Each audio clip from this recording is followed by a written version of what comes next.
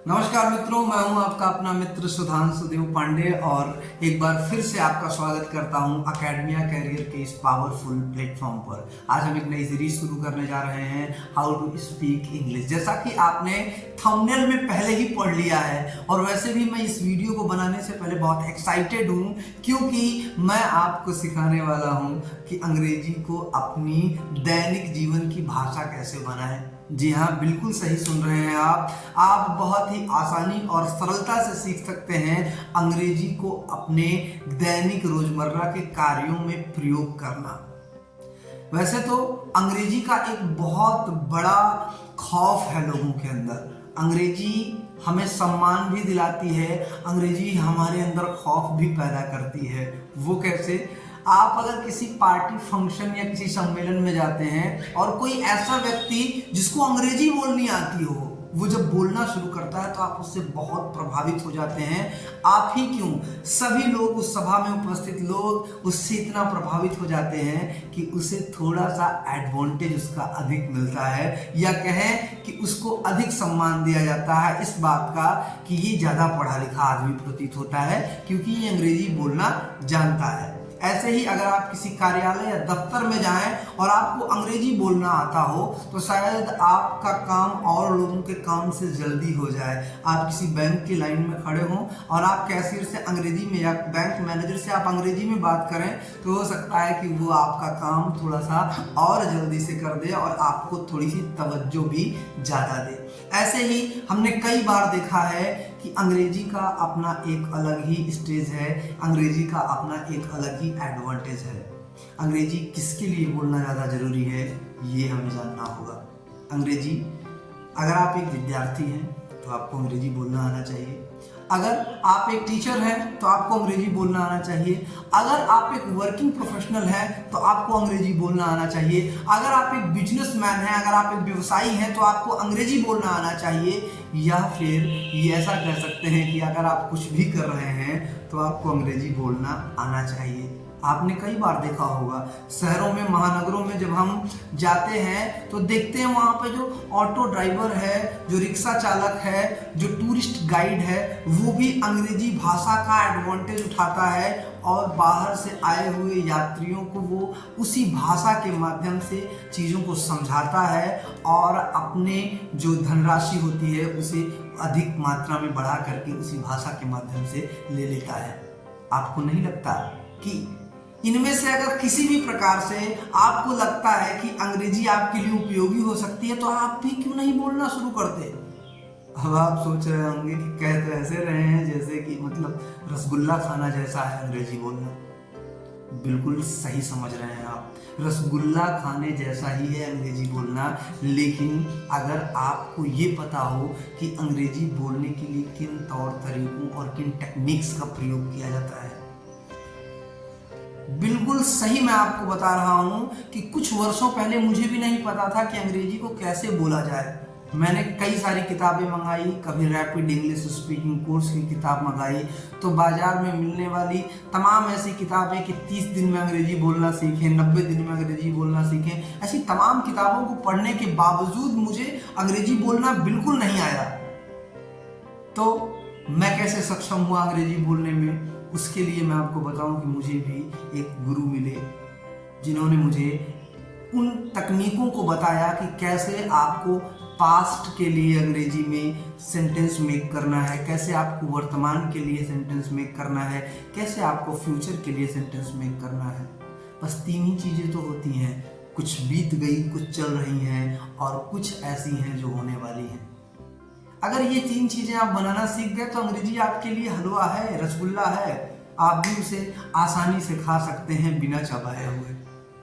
देखिए, मैं आपसे एक बात कहता हूं कि लोग मौत से पहले मौत के आने के डर से मर जाते हैं।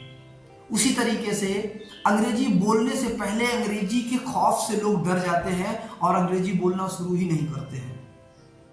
एंड मैं आपको ये बताने के लिए यहाँ पर आया हूँ कि अगर आपके अंदर इतनी सी भी जगह है अंग्रेजी बोलने को लेकर के तो मैं आपको सिखाऊंगा कि कैसे आप बहुत ही आसानी से अंग्रेजी बोल सकते हैं।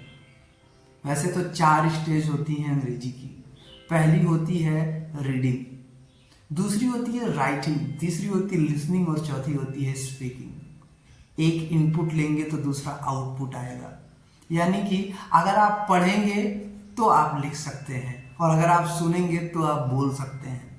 बिल्कुल सही सुन रहे हैं, लेकिन हमें बहुत ज़्यादा तामझाम में ना पढ़ करके सबसे पहले स्पीकिंग पर ही फोकस करना है, क्योंकि हमें पहले ये सीखना होगा कि कैसे सेंटेंस मेक करते हैं, कैसे चीज़ों को बेसिक लेवल से हम जान पाएंगे कि हम जैसे पहले हम कोई काम करते थे तो उसको अंग्रेजी में कैसे बोलेंगे, हमने कोई काम किया था तो उसको अंग्रेजी में कैसे बोलेंगे, मैं कोई काम करता हूं तो उसको अंग्रेजी में कैसे बोलेंगे, मैं कोई काम कर रहा हूं तो उसको अंग्रेजी में कैसे बोलेंगे, या फिर कल मैं क्या काम करूंगा, आने वाले समय में मैं क्या काम करूंगा, ये अंग्रेजी में कैसे बोलेंगे। ये सारी चीज़ें आपको बहुत ही आसानी से मैं सिखा सकता हूँ।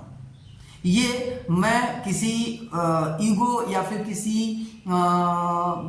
उसमें नहीं आपको बता रहा हूं कि नहीं मुझ में ही ये पुरुषार्थ है कि मैं आपको सिखा सकता हूं, क्योंकि मैंने अपने गुरुजी से सीखा है। इसलिए इस बात के लिए मैं श्योर हूं कि अगर मैं बोल सकता हूं तो आप भी बोल सकते हैं। तो ये 4 स्टेजेस जो हैं, reading, writing, listening and speaking, we can tell you, we can teach you how to track these type of stages and how to read, how to write, how to listen and get the things and how to speak very fluently। देखिए, आपने बहुत सारे videos अभी तक YouTube या फिर बहुत सारे प्लेटफॉर्म्स के माध्यम से देखे होंगे, इसमें कोई दो राय नहीं है, क्योंकि मैंने भी अपनी अंग्रेजी भाषा की जर्नी में बहुत सारी चीजें करी, बहुत सारे प्रयोग किए, लेकिन जो आउटपुट आया वो तब आया जब मैंने टेक्निक सीखी। तो मैं ये नहीं कहता हूं कि इससे पहले कोई सीरीज नहीं बनाई गई इंग्लिश स्पीकिंग के लिए, या इससे पहले कोई ऐसी विधा नहीं बताई गई इंग्लिश स्पीकिंग कोर्स के लिए, लेकिन मैं आपको इस बात के लिए आश्वस्त करना चाहता हूं कि अगर आप अकेडमिया कैरियर के इस प्लेटफॉर्म के माध्यम से शुरू करते हैं और आप क्रमबद्ध तरीके से 1 by 1 सीरीज को देखते हैं और आप प्रयास करते हैं। अंग्रेजी में एक लाइन आपने सुनी होगी कि प्रैक्टिस मेक्स मैन परफेक्ट। आपका प्रयास आपको सफल बना देगा भाई। हिंदी की एक लाइन आपने जरूर पढ़ी होगी कि करत करत अभ्यासते जड़मति होत सुजान, रसरी आवत जातते सिल पर पड़त निशान। सूत की रस्सी को अगर पत्थर पे लगातार चला जाए तो वो पत्थर को काट देती है, इतनी ताकतवर हो जाती है वो अपने निरंतर प्रयासों के द्वारा। वैसे ही हम मनुष्य हैं, अगर हमने प्रयास किया और सही तरीके से सही दिशा में प्रयास किया तो हम कुछ भी कर सकते हैं।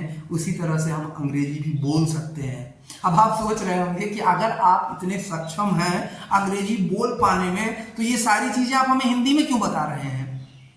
वो मैं इसलिए बता रहा हूं क्योंकि ये वीडियोस उनके लिए हैं जिनको अंग्रेजी बोलना नहीं आता है। इसलिए ये सारी चीजें, ये सारे स्टेटमेंट्स मैं आपको हिंदी में बता रहा हूं। और आप आइए YouTube चैनल या Facebook पेज के माध्यम से अकेडमिया कैरियर पर उपलब्ध वीडियोस के माध्यम से आप अंग्रेजी बोलना सीखिए और मिल करके हम कन्वर्सेट करेंगे इंग्लिश टू इंग्लिश। आशा करता हूं ये वीडियो आपके लिए इंफॉर्मेटिव रही होगी। अगली सीरीज से हम शुरू करेंगे इंग्लिश स्पीकिंग का कोर्स।